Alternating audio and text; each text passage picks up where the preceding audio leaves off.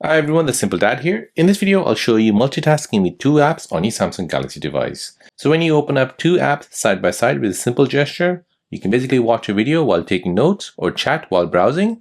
So this is like a 90:10 ratio on your Samsung Galaxy screen. So here is an example. We'll go ahead and open up two apps in split screen mode. So first one is Facebook.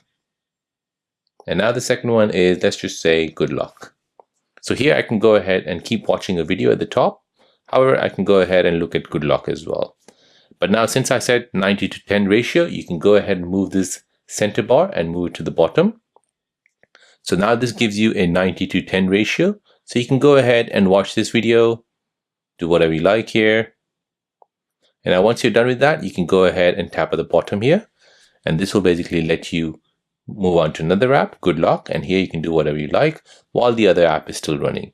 If you want to return back to that, go ahead and tap on that and that'll return back and you can go ahead and continue browsing. So you can multitask like a pro. It's perfect for productivity. You can have study sessions or entertainment on the go. So there you go, guys. That is how to multitask with two apps on your Samsung Galaxy device.